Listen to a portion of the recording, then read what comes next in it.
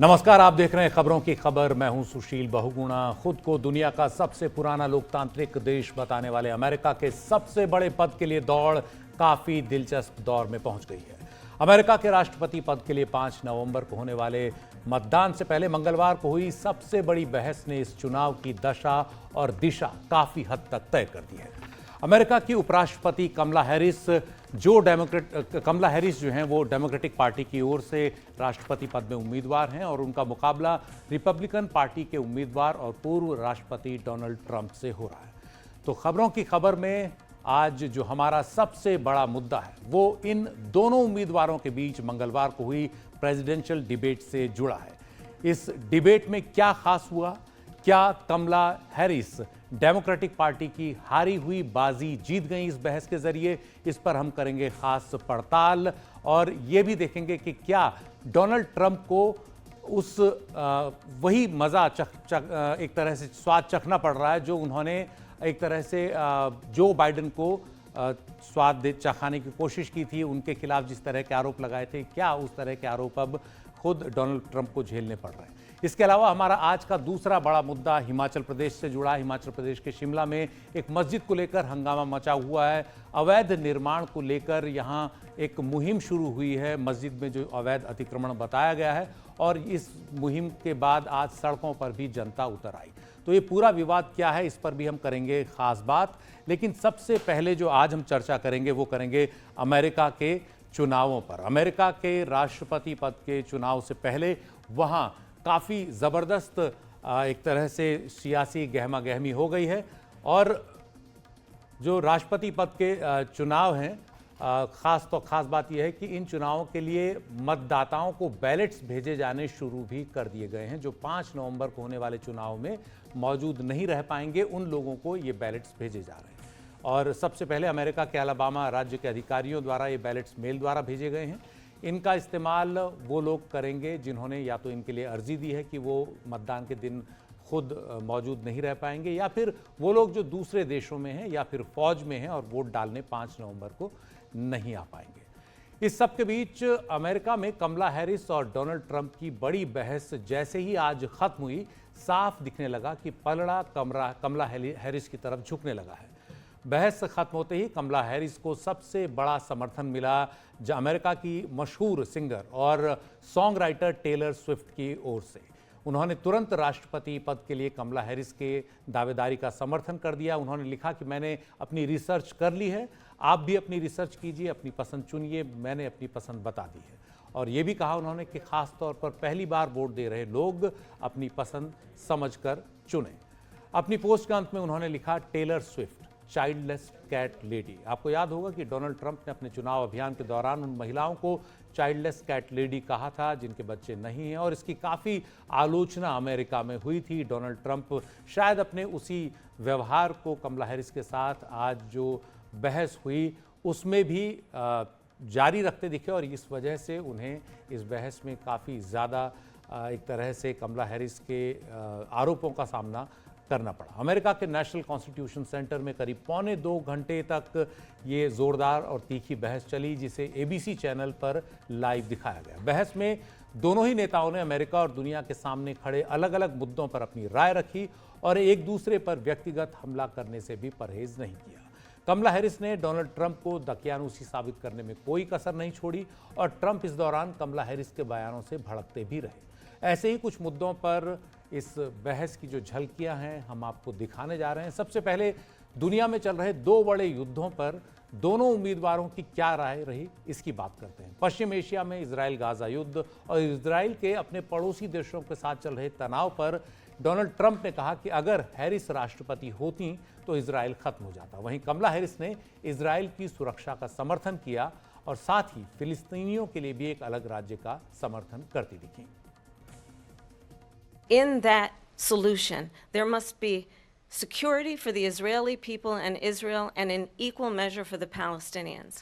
But the one thing I will assure you always, I will always give Israel the ability to defend itself, in particular as it relates to Iran and any threat that Iran and its proxies pose to Israel. But we must have a two-state solution where we can rebuild Gaza, where the Palestinians have security, self-determination, and the dignity they so rightly deserve. She hates Israel. If she's president, I believe that Israel will not exist within 2 years from now. And I've been pretty good at predictions, and I hope I'm wrong about that one. She hates Israel. At the same time, in her own way, she hates the Arab population because the whole place is going to get blown up. Arabs, Jewish people, Israel will be gone. It would have never happened. Iran was broke under Donald Trump. Now Iran has $300 billion because they took off all the sanctions that I had. Iran had no money for Hamas or Hezbollah or any of the 28 different spheres of terror, and they are spheres of terror. Kamala Harris और Donald Trump के बीच हुई इस बहस को पूरे America ने देखा। इस बहस को पत्रकारों ने भी अपने नजरिए से देखा। हमारी विदेशी मामलों को कवर करने वाली वरिष्ठ सहयोगी कादम्बिनी शर्मा और हमारे सहयोगी शुभेंदु शर्मा बता रहे हैं कि दोनों के बीच इस बहस में और क्या खास बातें रही। मिडिल क्लास परिवारों के लिए $6,000 का टैक्स कट, नए स्मॉल बिजनेसेस के लिए $50,000 का टैक्स डिडक्शन, लेकिन ट्रंप तो सेल्स टैक्स लगा रहे हैं। मैं सेल्स टैक्स नहीं बल्कि टैरिफ लगा रहा हूं और मुझे पता है कि इससे लोगों को फायदा पहुंचेगा। वहीं दूसरी तरफ दुनिया भर के अलग अलग देशों से लोग यहां पर आ रहे हैं, पागल खानों से आ रहे हैं, जेलों से आ रहे हैं और यहां के लोगों की नौकरियां खा रहे हैं। डोनाल्ड ट्रंप ने ग्रेट डिप्रेशन के बाद सबसे ज्यादा जो बेरोजगारी है उसके जैसे हालात यहाँ पर छोड़े हैं। हेल्थ केयर, लोकतंत्र सब खतरे में है। ये सारी गड़बड़ियां हमें ठीक करनी पड़ी हैं। ये 9 महीने में भी अबॉर्शन कराना चाहते हैं, ये नवजात बच्चों की हत्या करना चाहते हैं। मैं ये प्रतिबंध नहीं लगा रहा हूं बल्कि रेप, इंसेस्ट जैसे मामलों को लेकर के, महिलाओं को लेकर के प्रावधान लाना चाह रहा हूं। फिर झूठ, इन्होंने बैन लगाने के लिए ही सुप्रीम कोर्ट में 3 जजों की नियुक्ति की। 20 राज्यों में ये प्रावधान है और एक राज्य में तो हेल्थ केयर वर्कर अगर महिला की मदद करे तो ताउम्र जेल भी हो सकता है। कोई एक्सेप्शन नहीं है।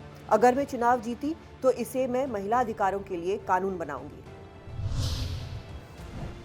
हमने सर्वसम्मति से एक बिल बनाया था, लेकिन ट्रंप ने उसे खत्म कर दिया, लागू नहीं करने दिया। उससे सीमा सुरक्षा के लिए और इलीगल इमिग्रेशन रोकने के लिए और रिसोर्स मिलते।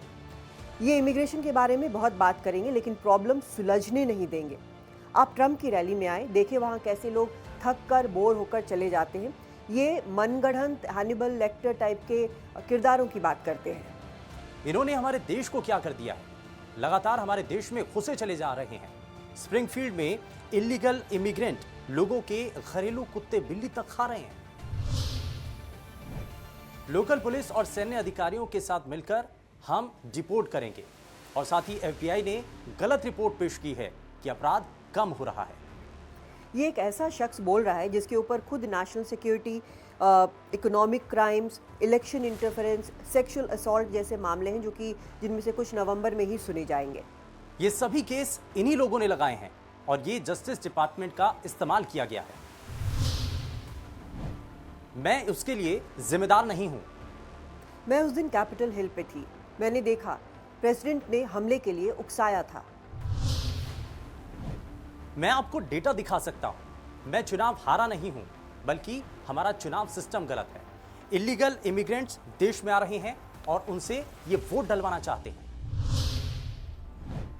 मैं राष्ट्रपति होता तो ये युद्ध नहीं होता और मैं वापस आऊंगा तो ये युद्ध विराम करूंगा। यूक्रेन अमेरिका के कारण स्वतंत्र है, टिका हुआ है। नहीं तो कीव में बैठकर पुतिन यूरोप की तरफ, पोलैंड की तरफ देख रहे होते। कमला इजराइल से नफरत करती हैं और अरबों से भी। ये गलत है। इजराइल को हम समर्थन दे रहे हैं। इजराइल को सुरक्षा का अधिकार है और फिलिस्तीनियों को भी डिग्निटी का अधिकार है। 2 स्टेट सॉल्यूशन सही है। तो हमारे 2 सहयोगियों के जरिए आपने देखा किस तरह की दलीलें दी गई और किस तरह से एक दूसरे के जवाब दिए गए कमला हैरिस और डोनाल्ड ट्रंप के बीच इस बहस में। इस बहस के बाद अमेरिका के तमाम अखबारों में प्रतिक्रियाएं सामने आने लगी, वेबसाइट्स पर प्रतिक्रियाएं सामने आईं और अधिकतर अखबारों में ये कहा गया कि कमला हैरिस इस बहस में ट्रंप पर भारी पड़ी हैं। कई अखबारों ने बहस के दौरान ट्रंप की नेगेटिविटी की बात जोर से कही और उस पर जोर दिया। न्यूयॉर्क टाइम्स ने कहा कि ट्रंप का रुख काफी नकारात्मक रहा और कमला हैरिस अमेरिका को लेकर ज्यादा सकारात्मक दिखी। ट्रंप के खिलाफ इस बहस में हैरिस के चेहरे के हाव भाव उनका हथियार बने रहे। द गार्जियन ने कहा कि हैरिस की डिबेट मास्टर क्लास रही। हैरिस के तर्कों के आगे डोनाल्ड ट्रंप लगातार बिखरते रहे। वॉशिंगटन पोस्ट ने कहा हैरिस बहस में ट्रंप पर भारी पड़ी, लेकिन क्या चुनाव में इसका असर पड़ेगा? तो ये तमाम जो अखबार हैं बड़े अमेरिका के, उन्होंने इन सब बातों का जिक्र किया कि कहाँ कौन भारी पड़ा है। और इस बहस के बाद कमला हैरिस का पलड़ा और भारी होने की संभावना है। हालांकि जब से वो इस रेस में उतरी हैं, लगातार ट्रंप के लिए चुनौती बनी हुई है। बहस से पहले के हाल के कई पोल्स में ये साफ हुआ है कि या तो ये टक्कर कड़ी है या फिर हैरिस हल्के से मार्जिन से आगे हैं। जैसे न्यूयॉर्क टाइम्स और सिएना कॉलेज पोल में कमला हैरिस 48% और डोनाल्ड ट्रंप 47% पर हैं, यानी कमला हैरिस 1% से आगे दिख रही हैं। आपको बता दें ये पोल्स इस बहस से पहले के हैं, ठीक पहले के। इमर्सन कॉलेज के पोल में कहा गया है कि कमला हैरिस को 49% लोगों की अप्रूवल रेटिंग्स मिली हैं। डोनाल्ड ट्रंप को 47% लोग वोट देंगे अगर आज वोट देना हुआ तो। मॉर्निंग कंसल्ट पोल में कहा गया है कि कमला हैरिस को 49% लोग वोट देंगे, डोनाल्ड ट्रंप को 46%। और 538 पोल नाम की जो वेबसाइट है, इसने कहा है कि कमला हैरिस को 47.1% लोग वोट देंगे, डोनाल्ड ट्रंप को 44.3%। तो साफ है कि अधिकतर जो पोल्स हैं उन सब में कड़ी टक्कर है या फिर हल्के से मार्जिन से हैरिस आगे दिख रही है। साफ है अमेरिका के राष्ट्रपति चुनाव में ये प्रेसिडेंशियल डिबेट यानी बहस चुनावों की प्रक्रिया का एक खास हिस्सा बन गई है। बीते कई चुनाव अभियानों में इस बहस ने विजेताओं को तय करने में बड़ी भूमिका तय की है। अमेरिका में राष्ट्रपति चुनावों के इतिहास को देखें तो टीवी पर लाइव डिबेट की परंपरा 1960 से ही शुरू हुई, जब राष्ट्रपति पद के उम्मीदवार जॉन एफ कैनेडी और रिचर्ड निक्सन टेलीविजन पर 4 बार आमने सामने आए। कैनेडी निक्सन की इस बहस को करीब 7 करोड़ अमेरिकी लोगों ने तब लाइव देखा। आप सोचिए 1960 के दौर में यह पहला मौका रहा जब अधिकतर अमेरिकी लोगों को पहली बार अमेरिका के राष्ट्रपति पद के उम्मीदवारों को लाइव देखने का मौका मिला। तो 1960 में टीवी पर पहली लाइव डिबेट कैनेडी और निक्सन के बीच हुई, लेकिन इसके बाद 16 साल तक ऐसी कोई लाइव टीवी डिबेट नहीं हुई। 1976 में जिमी कार्टर और जेरल्ड फोर्ड जब राष्ट्रपति चुनाव में खड़े हुए तो फिलाडेल्फिया के वॉलनट स्ट्रीट थिएटर में दोनों के बीच बहस हुई। उसके बाद से ये परंपरा स्थापित हो गई। हर 4 साल पर होने वाले अमेरिका के राष्ट्रपति चुनाव में धीरे धीरे इन बहसों का फॉर्मेट बनता बदलता रहा। अधिकतर मौकों पर इस तरह की बहस एक बड़ी ऑडियंस के सामने हुई, जो किसी यूनिवर्सिटी के हॉल में जमा हुई, या उनके सामने बहस किसी बड़े और हॉल में हुई जहां जनता काफ़ी तादाद में मौजूद रही। 1980 में जिमी कार्टर और रोनाल्ड रीगन के बीच हुई डिबेट को 8 करोड़ लोगों ने लाइव देखा। 2016 में हिलेरी क्लिंटन और डोनाल्ड ट्रंप के बीच हुई पहली बहस 8 करोड़ 40 लाख लोगों ने लाइव देखी, जबकि 2020 में जो बाइडेन और डोनाल्ड ट्रंप के बीच जो बहस हुई उसे 7 करोड़ 30 लाख लोगों ने लाइव देखा। एक खास बात यह है कि इस बार के राष्ट्रपति चुनाव में पहली बहस जो बाइडेन और डोनाल्ड ट्रंप के बीच हुई थी। तब तक जो बाइडेन राष्ट्रपति पद की रेस में थे। 27 जून 2024 को हुई अटलांटा में ये जो बहस थी CNN द्वारा प्रायोजित की गई और इस बहस को 5 करोड़ से ज़्यादा लोगों ने देखा। लेकिन बहस में खराब प्रदर्शन के बाद जो बाइडेन पर राष्ट्रपति पद की रेस से हटने का दबाव बढ़ा। ट्रंप ने उनकी बढ़ती उम्र और खराब स्वास्थ्य का मुद्दा इतने जोर शोर से उठाया कि खुद डेमोक्रेटिक पार्टी में ट्रंप पर हटने के लिए दबाव बन गया। बाइडेन इस दौड़ से हटने को राजी भी हो गए इन तमाम दबावों के बाद, लेकिन उससे पहले अपनी उपराष्ट्रपति कमला हैरिस को उन्होंने अगला दावेदार बना दिया। उनके नाम को एक तरह से उन्होंने ही सबसे पहले पुष्टि की कि वो उनकी दावेदार बने, और जिस पर बाद में डेमोक्रेटिक पार्टी ने मुहर लगा दी सभी बड़े नेताओं ने। मंगलवार को जो बहस हुई इससे कमला हैरिस ने यह साबित कर दिया कि उन्हें दावेदार बनाकर डेमोक्रेटिक पार्टी ने एक सही फैसला लिया है। इस पूरे मुद्दे पर ज्यादा चर्चा के लिए हमारे साथ हैं 2 खास मेहमान। हमारे साथ हैं पूर्व विदेश सचिव शशांक, और इसके अलावा हमारे साथ हैं ऑब्जर्वर रिसर्च फाउंडेशन के स्टडीज़ एंड फॉरेन पॉलिसी के वाइस प्रेसिडेंट हर्ष पंत। आप दोनों मेहमानों का बहुत बहुत स्वागत है। सबसे पहले सवाल शशांक जी आपसे, आपने ये बहस देखी होगी। ये जो बहस है इस बहस में आपको क्या निष्कर्ष निकलता दिख रहा है? क्या इस बहस में कमला हैरिस भारी पड़ती दिख रही हैं? तो क्या ये नतीजों में तब्दील होगा, उनकी जीत के तौर पर तब्दील होगा?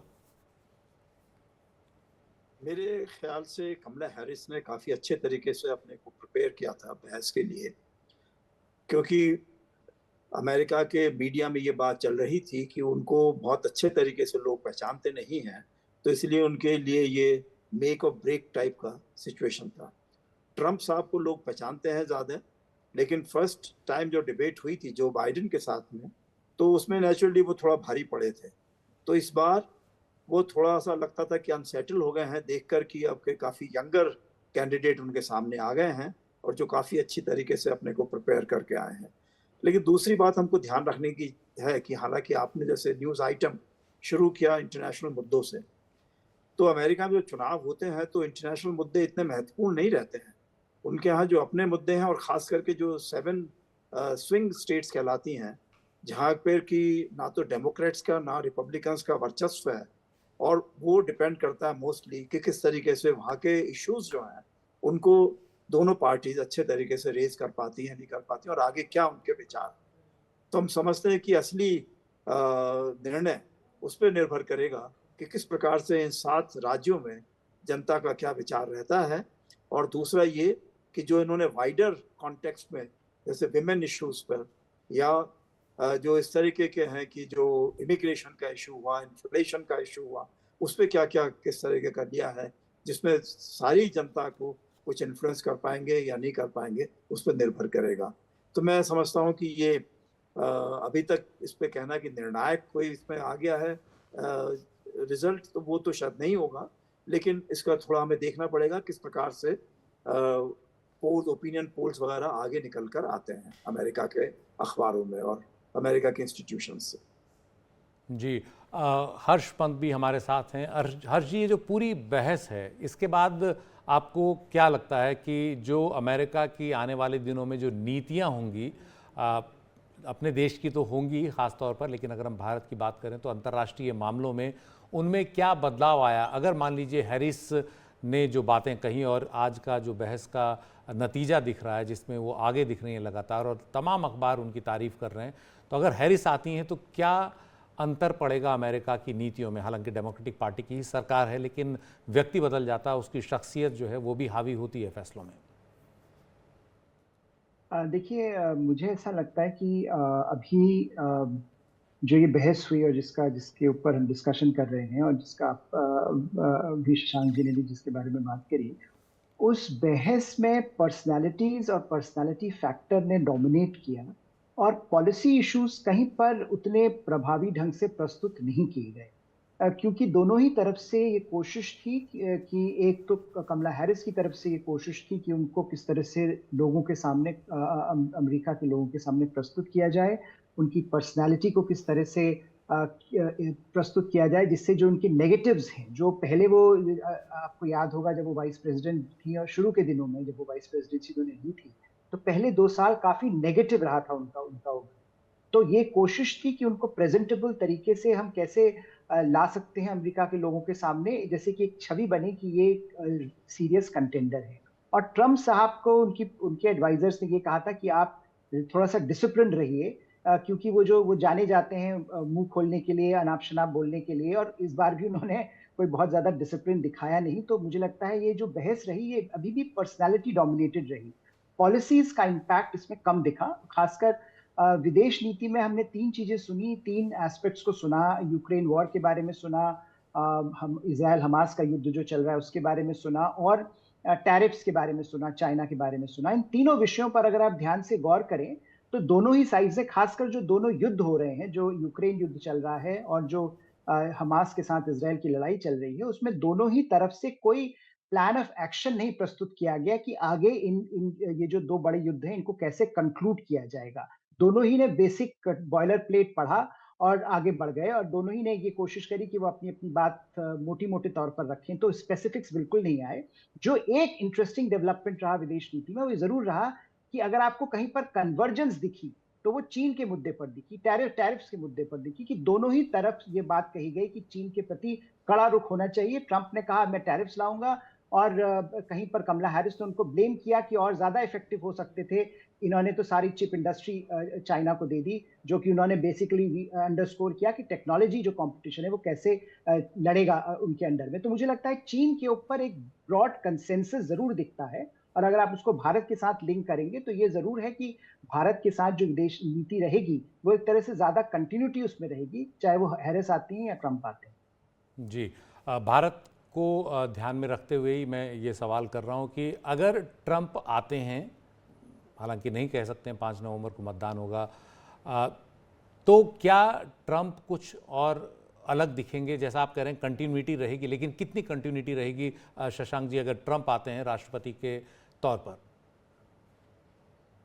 देखिए, इसमें ज़रूर ट्रंप के जो रिपब्लिकन सपोर्टर्स हैं भारतीय मूल के, वो हमेशा से यही कहते रहे हैं कि ट्रंप के सामने सबसे ज़्यादा एडवर्सरियल रिलेशंस होगी चीन के साथ में, तो उससे भारत को फ़ायदा होना चाहिए, क्योंकि जो वो बात करते हैं होम शोरिंग टेक्नोलॉजीज़ के लिए या फ्रेंड शोरिंग टेक्नोलॉजीज़ को एस्टेब्लिश करने के लिए और देशों के अंदर, फ्रेंडली कंट्रीज़ के अंदर, तो उसमें ज़रूर भारत का जो है पॉजिटिव उनका एटीट्यूड होना चाहिए।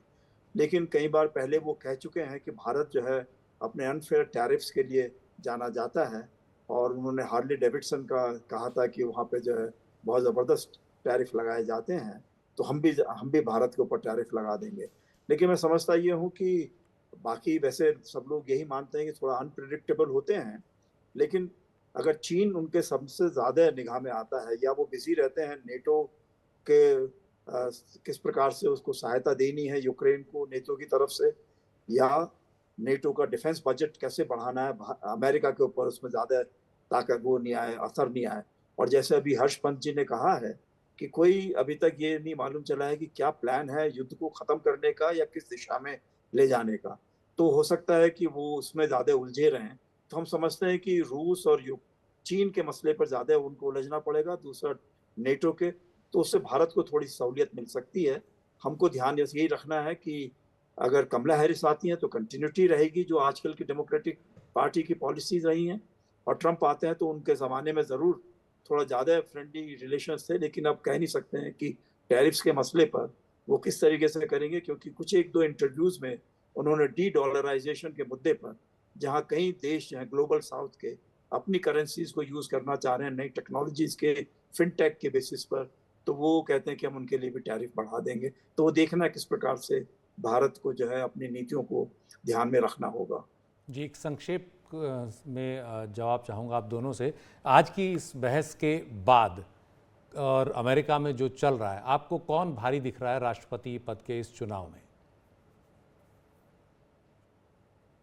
मैं बोलूं? जी जी, हर्ष जी।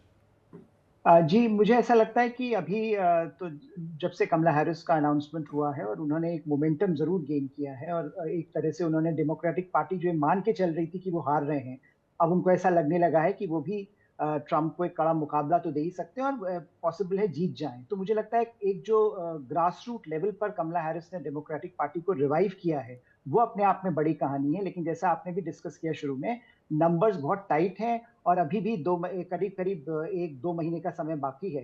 तो कैसे इन 2 महीनों में पाला पलटता है, जिस तरह की बड़े बदलाव अमेरिका में हमने पिछले कुछ हफ्तों में देखे हैं, पहले असैसिनेशन अटेम्प्ट हुआ, उसके बाद प्रेसिडेंशियल कैंडिडेट बदल गया डेमोक्रेटिक पार्टी का, तो ये सारे बड़े बदलाव ये भी एक तरफ से अंदेशा कर रहा है कि और बड़े बदलाव भी हो सकते हैं। तो कुछ कहा नहीं जा सकता, लेकिन नंबर्स मुझे ऐसा लगता है कि टाइट रहेंगे लास्ट तक, और कमला हैरिस को एक स्लाइट एडवांटेज जरूर है, लेकिन वो एडवांटेज स्विंग स्टेट्स में है या नहीं है, ये मायने रखता है अल्टीमेटली। जो ज्यादातर पोल्स हैं वो रजिस्टर्ड वोटर्स के पोल्स होते हैं, जो कि अपने आप में कोई बहुत ज्यादा मायने नहीं रखते।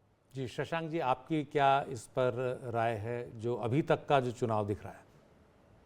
देखिए, जो इलेक्टोरल वोट्स होते हैं उसमें तो मैं समझता हूँ कि कमला हैरिस को ही ज़्यादा उसमें बढ़त मिलती दिखाई दे रही है, क्योंकि जिन स्टेट्स में उनका समर्थन मिलेगा उसमें शायद उनको ज़्यादा इलेक्टोरल डेलीगेट्स के वोट्स मिलेंगे। लेकिन जो ये 7 स्विंग स्टेट्स की बात करी है हर्ष पंत जी ने, वो बहुत महत्वपूर्ण है, क्योंकि उसमें कुछ स्टेट्स जहाँ ज़्यादा इलेक्टोरल वोट्स हैं वहाँ पर वो असर पड़ सकता है कि वो डिफरेंस ला सकते हैं। तो उसमें मैं समझता हूँ कि अगले 2 महीने में दोनों ही कैंडिडेट्स बहुत ज़्यादा ध्यान देंगे कि वहाँ पर जो है किसी प्रकार से उनको अपनी बढ़त बना के रखनी चाहिए। तो मैं मानता हूँ हर्ष जी से कि इस समय ये कहना थोड़ा-सा डिफ़िकल्ट रहेगा, क्योंकि 1% 2% का जो रहता है वो 3% का मार्जिन ऑफ एरर होता है। तो उसमें ये कहना है कि डिसाइसिव विक्ट्री किसी की हो सकती है, तो थोड़ा-सा ज़्यादा मेरे ख़्याल से वो ठीक बात नहीं होगी। जी, बहुत-बहुत शुक्रिया शशांक जी और हर्षपन जी इस बहस में, इस चर्चा में हिस्सा लेने के लिए। तो बहुत कठिन है अमेरिका में अभी ये बता पाना कि किसको निर्णायक बढ़त मिलेगी इन चुनाव में, लेकिन जो बहस हुई है ताज़ा प्रेसिडेंशियल डिबेट, उसमें कमला हैरिस ने डोनाल्ड ट्रंप के सामने बड़ी चुनौती तो खड़ी कर ही दी है और एक तरह से डोनाल्ड ट्रंप के मुकाबले बहस में वो भारी तो पड़ी ही। अब देखना है कि नतीजों में कितना तब्दील हो पाता है।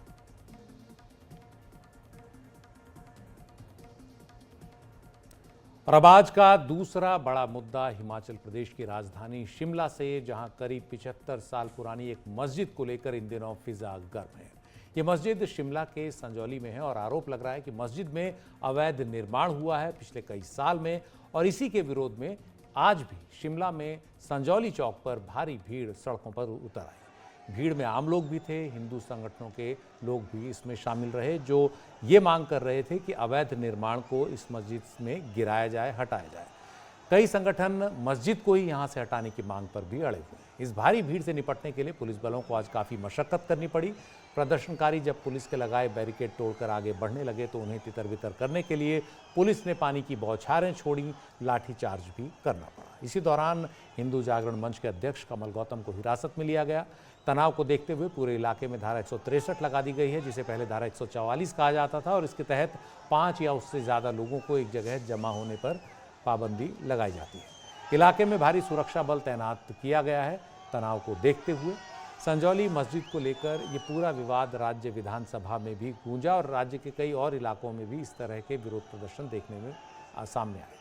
विधानसभा की बात करें तो खुद सत्तारूढ़ कांग्रेस के विधायक और ग्रामीण विकास मंत्री अनिरुद्ध सिंह ने विधानसभा में मस्जिद में अवैध निर्माण का विरोध किया। उन्होंने इस मुद्दे को काफ़ी समय तक नज़रअंदाज किए जाने पर सवाल उठाए और कहा कि अवैध तो अवैध ही है, चाहे मंदिर हो या मस्जिद। उन्होंने इस मामले की जांच की भी मांग की। इस बीच शिमला के संजौली ही नहीं, कसुम्पटी इलाके की एक मस्जिद में हो रहे निर्माण का मुद्दा भी तूल पकड़ने लगा है और अनिरुद्ध सिंह कसुम्पटी से ही विधायक हैं। तो ये पूरा मामला जो है धीरे धीरे इसमें सियासत भी उतर आई है। तमाम राजनीतिक दलों की ओर से बयान भी आए हैं। AIMIM के अध्यक्ष असदुद्दीन ओवैसी ने इसे लेकर हिमाचल की सत्तारूढ़ कांग्रेस सरकार पर निशाना साधा। हिमाचल प्रदेश में क्या हो रहा है, एक मस्जिद है वहां पर और बरसर इक़्तिदार जमात का मिनिस्टर कह रहा है कि मस्जिद को तो शहीद कर दो। ये सभी मामला है कि आप हुकूमत में है, एक मस्जिद का एक छत डाला गया जो आज़ादी के वक्त की मस्जिद है, तो उस पर ये नाराज़गी, ये गुस्सा, ये नफरत नहीं है तो क्या है। उधर हिमाचल में सत्तारूढ़ कांग्रेस सरकार का कहना है कि जो भी कार्रवाई होगी कानून के हिसाब से होगी। अवैध भवन के निर्माण की बात है, उस पर क्योंकि वो मैटर सब जुडिस है, म्यूनसिपल कमिश्नर के कोर्ट में है, वहाँ पे उसकी हियरिंग होगी, तो उसके बाद निर्णय सरकार लेगी। और हमने बिल्कुल साफ तरीके से कहा है कि अगर वो अवैध पाई जाती है तो निश्चित तौर से 100% उसके ऊपर कार्रवाई होगी और उसको जो है कानून की प्रक्रिया के माध्यम से उसको डिमोलिश किया जाएगा। सवाल यह है कि ये कौन सी मस्जिद है जिसे लेकर इतना हंगामा हो रहा है। ये शिमला के संजौली में मस्जिद है, 1947 से पहले की ये बताई जाती है। पहले ये मस्जिद 2 मंजिला थी और कच्ची थी। 2010 में इस पर और काम शुरू हुआ और अब ये मस्जिद 5 मंजिला बन चुकी है। आरोप है कि मस्जिद में अवैध निर्माण किया गया, बिना नक्शा पास कराए निर्माण कराने का आरोप है। इसे देखते हुए करीब 35 बार नगर निगम ने निर्माण रोकने का नोटिस भी दिया, लेकिन हर बार उसे नज़रअंदाज कर दिया गया। ये भी कहा जा रहा है कि मस्जिद के साथ अवैध शौचालय भी बने थे और ये अवैध शौचालय प्रशासन ने 2023 में तोड़ दिए। साल 2010 से नगर निगम आयुक्त की कोर्ट में ये केस चल रहा है। 44 बार पेशियां हो चुकी हैं, लेकिन अभी तक फैसला नहीं आया। जैसा होता ही है कि फैसले आने में इतनी देरी हो जाती है कि फिर फैसला आने से पहले ही दूसरा विवाद शुरू हो जाता है। तो इस मस्जिद को लेकर भी हंगामा हो गया है। इसमें कोई दो राय नहीं कि ऐसे विवादों को हवा देने में सियासी लोग भी पीछे नहीं होंगे। शुक्रवार को वक्फ बोर्ड ने इस बीच ने भी इस पर एक कार्रवाई की है, मस्जिद का कब्जा अपने हाथ में ले लिया। वक्फ बोर्ड ने माना कि मस्जिद की कुछ मंजिलें अवैध तरीके से बनाई गईं। वक्फ बोर्ड के मुताबिक मस्जिद के इमाम को भी हटा दिया गया है और बाहर के किसी व्यक्ति को मस्जिद में घुसने पर पाबंदी लगा दी गई है। लेकिन सवाल यह है कि इस पूरे विवाद को इतना बढ़ने ही क्यों दिया गया? 2.5 मंजिल की मंजूरी थी तो 5 मंजिल इस मस्जिद में कैसे बन गई? निर्माण के दौरान कानूनी कार्रवाई क्यों नहीं की गई? ये बड़ा सवाल होता है कि जब अवैध निर्माण हो रहा होता है उस समय वो एजेंसियां जो संबंधित होती हैं, उनके अधिकारी कहाँ जाते हैं, क्यों इसे बनने देते हैं? चाहे कोई भी निर्माण हो अवैध। निर्माण स्थल का बिजली पानी क्यों नहीं काटा गया जब अवैध निर्माण हो रहा था? और 2010 से निर्माण शुरू हुआ, 14 साल तक कैसे चलता रहा? और इस पूरे दौर में क्यों नहीं इस पूरे मामले को जो है पहले संज्ञान में नहीं लिया गया और इस पर कोई कार्रवाई नहीं हुई? इसे इतना क्यों बढ़ने दिया गया? इस पूरे विवाद पर ज़्यादा चर्चा के लिए हमारे साथ हैं शिमला से वरिष्ठ पत्रकार अश्विनी शर्मा। अश्विनी जी, आपका स्वागत है। ये पूरा विवाद क्या है? एक मस्जिद को लेकर शिमला एक तरह से वहाँ की फिज़ा गर्म हो गई है। क्या है ये पूरा विवाद? ये मस्जिद तो हमेशा से लोगों के सामने रही होगी, अचानक क्यों उठ गया ये मामला? देखिए, मैं बताऊं, शिमला एक बहुत ही शांत सिटी है, शहर है। यहाँ कई सारे टूरिस्ट साल भर आते हैं। अभी बरसात का मौसम चल रहा था तो टूरिस्ट जो होटलियर से इंतजार कर रहे थे कि टूरिस्टों के आने का सीजन हो रहा है। शिमला में एक यही मस्जिद नहीं है, शिमला में और भी कई मस्जिदें हैं जिनके ऊपर कोई विवाद नहीं है, वहां नमाज भी पढ़ी जाती है। और किसी दूसरी मस्जिद जो पुरानी, इससे भी पुरानी है, और किसी ने कोई उंगली नहीं उठाई। हुआ ये कि 31 अगस्त को 2 व्यक्तियों के बीच झगड़ा होता है और एक व्यक्ति जो हिंदू था उसको बुरी तरह से पीटा जाता है, उसके सिर पे चोट आती है, किसी तेज हथियार से चोट आती है। और वो जब दूसरे उसके साथी पहुंचते हैं तो ये जो अक्यूज्ड हैं वो जाके मस्जिद में छुप जाते हैं। उसी दिन से ये मस्जिद का बवाल खड़ा हो गया है। और इसके बाद जो हिंदू संगठनों ने या लोकल जो संजौली के बाशिंदे हैं, रहने वाले लोग हैं, उन्होंने भी इसको जो ट्रेस किया उन्होंने कि मस्जिद जो है कई सालों से एग्जिस्ट कर रही है। मुझे कुछ पुराने संजौली के जो लोग हैं वहाँ के, उन्होंने बताया कि वो वहाँ पे एज चाइल्ड जो बच्चे थे उस समय वो जाके खेला भी करते थे। एक पुरानी मस्जिद थी, सिंगल स्टोरी मस्जिद थी। और उसके बाद ये मस्जिद 2010 में इसका निर्माण शुरू हुआ और आस्ता-आस्ता 5 मंजिलें बन गई, जो कि सभी मानते हैं कि अवैध निर्माण है। और किसने बनाया है, कैसे बन गया है, प्रशासन कहाँ था? 44 हेयरिंग इसकी हुई, अभी तक कोई फैसला नहीं आया। तो ये सारी चीज़ें कुल मिला के ये एक कारण बन गया जो इस आज का जो आपने सीन देखा है शिमला में, वो कि ये एक अच्छी बात नहीं है। और ये संजौली जो है बहुत कंजेस्टेड एरिया है। वहाँ पे कई सालों से लोग रह रहे हैं और यहाँ की पॉपुलेशन बढ़ रही है। मार्केट वहाँ की एक बहुत बड़ी मार्केट बन गई है। और ये मस्जिद पहले सड़क से दिखती नहीं थी, अब इसकी जो ऊपर का पोर्शन है, जो छत है, 5वीं छत, सड़क से दिखना शुरू हो गई। तो उसी के चलते ये सारा विवाद खड़ा हुआ। और अभी भी आज जो वहाँ पे हुआ है, इन्होंने जो संगठन थे कुछ, जिसमें स्थानीय लोग भी थे, उन्होंने प्रदर्शन करना था। उन्होंने कहा शांतिपूर्ण प्रदर्शन करेंगे। और उन्होंने जो संजौली है उसके दूसरी तरफ जो टनल है, ढली टनल, उसकी दूसरी तरफ। लेकिन आस्ता आस्ता जब ये भीड़ इकट्ठी हुई तो इन्होंने मार्च करना शुरू कर दिया संजौली की तरफ और मस्जिद की साइड पे। एक बैरिकेडिंग की तोड़ दी उन्होंने और अगली बैरिकेडिंग पे पुलिस ने उनको रोक लिया, उनके ऊपर पानी फेंका गया, उनके लाठीचार्ज हुआ। और ये मैं बताऊं, एक जो फैक्ट अभी नजर आ रहा है कि इसमें सिर्फ शिमला के लोग नहीं थे, मंडी, रामपुर और कई और जगहों से लोग रात को यहाँ पे पहुंच गए थे। उन्होंने प्रदर्शन, जो कि कह रहे थे कि हमें सिंबॉलिक प्रदर्शन करना था, बट ये आस्ता आस्ता ये वायलेंट हो गया है। और अभी भी हालांकि वहाँ पे सुरक्षा के बहुत पुख्ता इंतजाम है, लेकिन अभी भी लग रहा है कि ये मामला अभी फिर भड़केगा। और मुझे लगता है कि सरकार को इसकी चिंता होनी चाहिए। जी, इसका मतलब है कि कहीं ना कहीं इस पूरे मामले में सियासत भी हावी है। जैसा आपने कहा कि पहले एक सिंबॉलिक प्रोटेस्ट होने की बात थी, लेकिन रात रात में हिमाचल प्रदेश के दूसरे इलाकों से भी लोग आए, तो कहीं ना कहीं मोबिलाइज करने की कोशिश हो रही है। इस पूरे मामले को जानबूझकर ज़्यादा तूल देने की कोशिश की जा रही है, जबकि ये मामला वैसे भी शांति से सुलझाया जा सकता है। अगर अवैध अतिक्रमण है तो उसको हटाया जा सकता है, या जो कोर्ट कहे वो किया जा सकता है। मुझे लगता है कि कहीं ना कहीं जो सरकार को कार्रवाई करनी थी, जब प्रशासन को करनी थी, वो कार्रवाई नहीं हुई। जो लोग प्रदर्शन करने वाले थे, इनका नेतृत्व कौन कर रहा है, वो आइडेंटिफाई करके उनसे बातचीत अगर करते कि कहाँ आपने प्रदर्शन करना है, वो उनको एक जगह अलॉट कर देते कि आप यहाँ पे जो प्रोहिबिटरी ऑर्डर्स लागू हैं, आप यहाँ नहीं आएंगे, अपना प्रदर्शन दूसरी जगह पे कर लीजिए। तो वो उस वार्ता में मुझे लगता है कि प्रशासन फेल हुआ है, सरकार फेल हुई है, और इस मामले को जितनी सेंसिटिविटी से लेना चाहिए था, उस सेंसिटिविटी से नहीं लिया जा रहा है। कोर्ट के द्वारा इसका सालों साल डिले हुआ है, उसमें सरकारें भी बदली हैं। आप जानते हैं हिमाचल प्रदेश में कांग्रेस के बाद बीजेपी आती है, बीजेपी के बाद कांग्रेस आती है।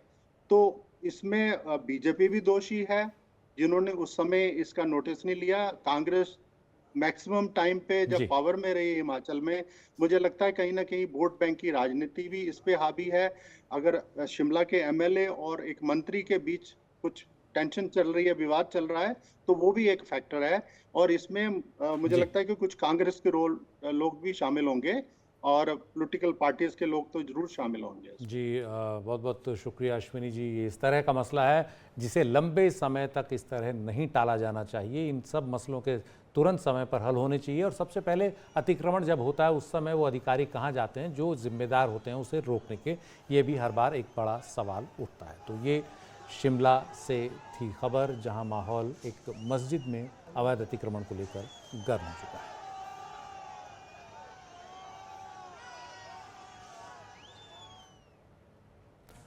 और अब देश के बुजुर्गों के लिए एक अच्छी खबर। केंद्र सरकार ने आयुष्मान भारत बीमा योजना का दायरा बढ़ा दिया है, और इसके तहत अब 70 साल या उससे अधिक उम्र के सभी बुजुर्गों को भी लाया गया है। प्रधानमंत्री मोदी की अध्यक्षता में केंद्रीय मंत्रिमंडल की बैठक में इस योजना को आज मंजूरी दी गई। आय को लेकर कोई सीमा नहीं होगी, यानी 70 वर्ष से ऊपर का अगर कोई व्यक्ति है तो उसे आयुष्मान योजना में स्वतः शामिल माना जाएगा। उसमें आय का कोई सीमा उसमें नहीं होगी। योजना के विस्तार का उद्देश्य है करीब 4.5 करोड़ ऐसे परिवारों को, बुजुर्गों को लाभ पहुंचाना, जिनमें 6 करोड़ वरिष्ठ नागरिक शामिल हैं। लाभार्थियों को प्रति परिवार 5 लाख रुपए तक का निःशुल्क स्वास्थ्य बीमा कवर मिलेगा। केंद्रीय मंत्री अश्विनी वैष्णव ने बताया कि योजना के तहत जो लाभार्थी हैं उन सबको एक नया कार्ड जारी किया जाएगा। 2011 में भारत में 70 साल से ज़्यादा वाले करीब 4 करोड़ बुजुर्ग थे।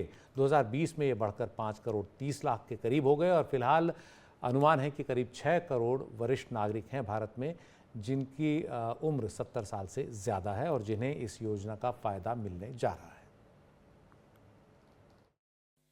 इस स्कीम में आज एक नया अध्याय जुड़ा है, जो कि प्रधानमंत्री श्री नरेंद्र मोदी जी ने कमिट किया था, एक कमिटमेंट दिया था कि 70 से अधिक आयु के सभी सीनियर सिटीजन्स को कवरेज दी जाएगी। कई फैमिलीज ऐसी हैं जो ऑलरेडी कवर्ड हैं, जिसमें सीनियर सिटीजन है। ऐसी फैमिलीज में additional coverage, top up coverage 5 lakh रुपए पर एनम का रहेगा। मान लीजिए कोई एक गरीब परिवार है किसी ग्रामीण क्षेत्र में या शहरी क्षेत्र में, जिसका ऑलरेडी आयुष्मान योजना के अंडर कवरेज है, उसमें अगर सीनियर सिटीजन्स हैं तो उसमें एडिशनल कवरेज ये रहेगा, टॉप अप कवरेज रहेगा 5 लाख रुपीस का, जो कि केवल सीनियर सिटीजन्स के लिए रहेगा। खबरों की खबर में वक्त है एक ब्रेक का। ब्रेक के बाद देखेंगे मध्य प्रदेश में क्यों हजारों आंगनबाड़ी जो हैं उन्हें बंद करने की नौबत आ सकती है। देखेंगे ब्रेक के बाद।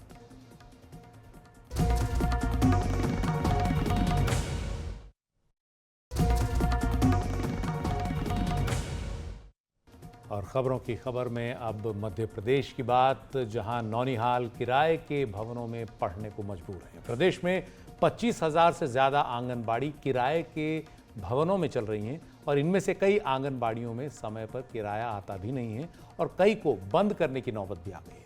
राजधानी भोपाल में ही आधे से ज़्यादा आंगनबाड़ी किराए पर हैं। महीने का बस 2 से 4 हज़ार किराया मुश्किल से पहुंच रहा है। वजह यह भी है कि विभाग के पास केंद्र संचालित करने के लिए, यानी आंगनबाड़ी केंद्र संचालित करने के लिए खुद के भवन ही नहीं है।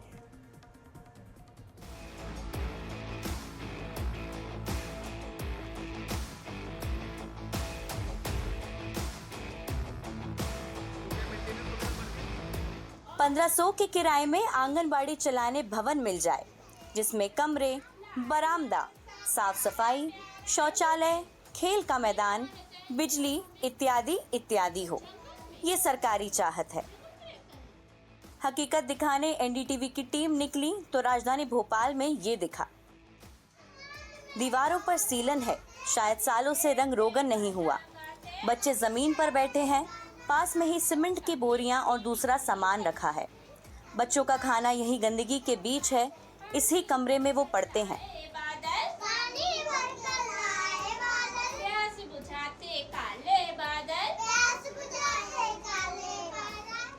भोपाल में शिवनगर और रोशनपुरा इलाके में इन आंगनबाड़ी केंद्रों में ना तो बच्चों के बैठने की व्यवस्था है, ना ही सहायिकाओं के बैठने के लिए जगह। किराया भी महीनों की देरी से आता है। भोपाल के शिवनगर बस्ती में हम मौजूद हैं। यहाँ पर एक आंगनवाड़ी आपको दिखाते हैं। ये पतली सी गली है और एक ये कमरे में संचालित पूरी आंगनवाड़ी है। आप देखेंगे कि ये एक छोटा सा कमरा है जिसका 3000 रुपये किराया जो है वो दिया जाता है और यहाँ पर करीबन रोज़ाना 25 से 30 बच्चे आते हैं। लेकिन यहाँ पर जो किराए की आंगनवाड़ी है वो जो है आप देखेंगे कि एक छोटा सा कमरा है जिसमें बच्चे जो है अपनी चीज़ें सीख रहे हैं। लेकिन जाहिर तौर पर एक छोटा सा कमरा है, एक जो हम कह सकते हैं कि आंगनवाड़ी में होना चाहिए कि बच्चों को ग्राउंड में खेलना चाहिए और उनके लिए जो है वो स्पेस होना चाहिए जिससे कि वो ज़्यादा से ज़्यादा चीज़ें सीख सकें। बड़ी संख्या में बच्चे यहाँ पर आए, लेकिन ये एक छोटे से कमरे में आंगनवाड़ी संचालित है जो कि किराए पर है। 3000 रुपये किराया प्रति माह इसका दिया जाता है। कई बार किराया आता भी नहीं है। जाहिर तौर पर थोड़ी परेशानियाँ तो होती हैं, लेकिन सच्चाई यही है कि राजधानी भोपाल की 50% से भी ज़्यादा जो आंगनवाड़ी हैं वो किराए से संचालित हैं। किराए की भवन संचालित है आंगनवाड़ी और यहाँ का किराया 3000 है। और बाई चांस अगर नहीं भी आता तो मकान मालिक जो है ना उनको बोल के हम नेक्स्ट मंथ का एक साथ दे देते हैं। किराया से चल रही है, थोड़ा सा परेशानी तो जाती है क्योंकि बच्चों का एकदम से माहौल नहीं मिल पाता आंगनवाड़ी संचालित करने के लिए, पर अब एडजस्ट करना पड़ता। फिर समय समय पे चेंज होता रहा है रूम। बच्चों को अगर लगता है हमें कि यहाँ पे नहीं हो पाएगा तो हम सामने की रोड को कवर कर लेते हैं और यहाँ का जो है यहाँ कर लेते हैं। नहीं, रूम के अकॉर्डिंग, जैसे ज़्यादा रूम है तो ज़्यादा भी किराया आता है, रूम के हिसाब से ही किराया आता है। महीनों किराया नहीं मिलने पर कई आंगनबाड़ी केंद्रों पर ताले डल गए। सरकार ने व्यवस्था बनाई थी कि अब किराया सीधा मकान मालिक के खाते में आएगा। ना ही पैसा मिल रहा है। मकान मालिक कहते हैं कि कमरा खाली कर दो। 5-5 महीना चढ़ जाते हैं, 4-4 महीना चढ़ जाते हैं, फिर मतलब रुक जाता, 2-3 महीने रुक ही जाते, 3 महीने एक्स्ट्रा रोक लेते हैं। इसके बाद में मतलब 2 महीने के भेजाएंगे, कभी 2 महीने के, कभी 3 महीने के, कभी ऐसे नहीं आए, मतलब पूरा क्लियर नहीं हुआ कभी भी आज तक। 2000 रुपये में होता क्या ये बताइए आप? पूरा किराया भरना पड़ता, लाइट का बिल मिल सब अलग ही भरना पड़ता है हमको। भाई अब देखते हैं, थोड़े दिन देखेंगे, खाली करवाएंगे भैया मैडम। ऐसे में क्या पोषण मिलेगा समझना मुश्किल नहीं है। प्रदेश में कुल 97,329 आंगनवाड़ी संचालित हैं। 25,482 आंगनवाड़ी किराए के भवनों में संचालित है। भोपाल और इंदौर संभाग में 50% केंद्र किराए से हैं। संचालन के लिए 650 वर्ग फीट की जगह निर्धारित की गई है, लेकिन कई जगहों पर 10 बाय 10 के कमरों में आंगनबाड़ी चल रही है। कोशिश है हमारी कि जल्दी से जल्दी हम एक ऐसा मॉडल लेके आए कि जहाँ बच्चे क्योंकि वो नींव होती है, हमारा बेस है बच्चे, तो एक अच्छा वातावरण बनाने की कोशिश हम लोग आंगनवाड़ियों में कर रहे हैं और कोशिश कर रहे हैं कि जहाँ भी भवन नहीं है वहाँ जल्दी से जल्दी हम लोग भवन दें उनको। ऐसा प्रयास है हम लोग। आंगनवाड़ी केंद्रों की स्थिति पर विपक्ष भी निशाना साध रहा है। 6-6 महीने किराया नहीं देने के कारण उनकी बड़ी असहज स्थिति हो जाती है। तो सरकार ने कितनी बार ये वायदा किया कि मध्य प्रदेश में सभी आंगनवाड़ियों में ये भवन बना देंगे ताकि बच्चे सुविधापूर्वक वहाँ बैठ सके, अच्छे से अपना जो प्ले वे मेथड है उसको अडॉप्ट कर सके। मध्य प्रदेश सरकार पूर्व में आंगनवाड़ी केंद्रों के खुद के भवनों में संचालित होने और उन्हें प्ले स्कूल बनाने की योजना शुरू करने वाली थी, लेकिन अधिकारियों की अनदेखी के कारण ये योजना ठंडे बस्ते में चली गई। फिलहाल महिला एवं ग्रामीण विकास विभाग ने ग्रामीण यांत्रिकी विभाग को आंगनवाड़ी केंद्र बनाने की जिम्मेदारी दी थी। संशोधित बजट के हिसाब से 11 लाख रुपए प्रति आंगनवाड़ी के लिए तय किया गया है, लेकिन फिलहाल इस आंगनवाड़ी का बजट जा कहाँ रहा है और प्रदेश की 25% आंगनवाड़ी किराए के भवनों में संचालित क्यों हो रही हैं, ये सबसे बड़ा सवाल पैदा होता है। राजधानी भोपाल से कैमरा पर्सन राजू बाथम के साथ अमृतांशी जोशी, एनडीटीवी। धूम्रपान और तंबाकू का सेवन सेहत के लिए काफ़ी हानिकारक है और देश और दुनिया के तमाम जो मेडिकल रिसर्च हैं वो इसकी पुष्टि करती हैं और लोगों को लगातार बताती हैं कि इनका सेवन नहीं किया जाना चाहिए। हाल ही में एम्स उदयपुर की एक रिसर्च जो है वो भी सामने आई है जो बताती है कि छत्तीसगढ़ में पिछले साल 11,000 से ज़्यादा लोगों की मौत तंबाकू के सेवन या बीड़ी सिगरेट वगैरह से हुई है। उत्तर प्रदेश इस मामले में सबसे आगे रहा, जहां एक साल में 1 लाख से ज़्यादा मौतें धूम्रपान या तंबाकू सेवन की वजह से हुई। छत्तीसगढ़ में 12,30,000 लोग बीड़ी पीते हैं, यानी कुल आबादी का 4.1%। बीड़ी पीने से अकेले साल 2023 में राज्य में 11,011 लोगों की मौत हुई। ये एम्स जोधपुर के रिसर्च का दावा है। डॉक्टरों की माने तो बीड़ी पीने से कैंसर, हार्ट अटैक, पैरालिसिस और स्ट्रोक के मामले भी बढ़ रहे हैं।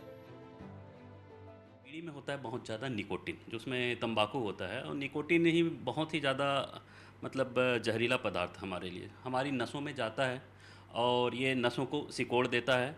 तो जिनकी हार्ट की नस यदि सिकुड़ के ब्लॉक हो गई तो हार्ट अटैक हो जाता है। ये भी एक बहुत बड़ा कारण है मरने का। स्मोकर्स सबसे ज़्यादा मरते हैं।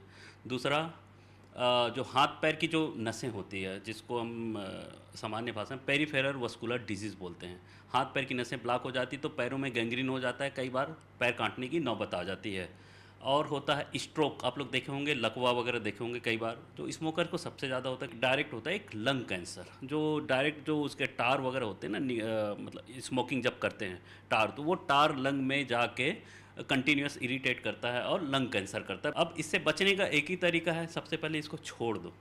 सबसे पहले बीड़ी पीना छोड़ दो। अब बीड़ी मतलब तंबाकू से रिलेटेड चीज़, जैसे सिगरेट हो गई। छत्तीसगढ़ में 5,000 से ज्यादा शैक्षणिक संस्थान तंबाकू फ्री जोन है। प्रशासन का कहना है कि वो विश्व स्वास्थ्य संगठन के मापदंड के अनुसार काम कर रहा है। तंबाकू की वजह से स्वास्थ्य पे हानिकारक प्रभाव होते हैं और ये स्वास्थ्य विभाग एक नोडल डिपार्टमेंट की तरह काम करता है। सभी विभागों के साथ समन्वय करता है, चाहे वो स्कूल एजुकेशन हो, चाहे पंचायत हो, चाहे नगरीय प्रशासन हो, और इस तरह के सभी डिपार्टमेंट के समन्वय के साथ तंबाकू नियंत्रण की दिशा में एक स्ट्रैटेजी के साथ हम काम करते हैं। और ये स्ट्रैटेजी हमारी एम्पावर की स्ट्रैटेजी है, जो WHO ने डिफ़ाइन की हुई है और भारत ने इसको अडॉप्ट किया हुआ है और हमारे प्रदेश ने भी अडॉप्ट किया हुआ है। हमारे माननीय मुख्यमंत्री जी और स्वास्थ्य मंत्री जी की भी काफ़ी इच्छा है और उनकी पूरी दृढ़ संकल्प है कि नशा को से मुक्त करना है छत्तीसगढ़ को, और इस तरह की दिशा में जितने भी काम हो सकते हैं वो करा जाए। एम्स उदयपुर के रिसर्च के मुताबिक साल 2023 में बीड़ी से छत्तीसगढ़ में 11,011 लोगों की मौत हुई। देश भर में 7 करोड़ 20 लाख लोग बीड़ी पीते हैं। उत्तर प्रदेश में बीड़ी पीने से सबसे ज़्यादा 1 लाख से ज़्यादा लोगों की मौत हुई, जिसके बाद महाराष्ट्र में 50,000 और तमिलनाडु में 42,000 से अधिक लोग बीड़ी धूम्रपान से मारे गए। इस रिपोर्ट के मुताबिक भारत में बीड़ी पीने से 5,55,000 से अधिक लोगों की मौत हुई।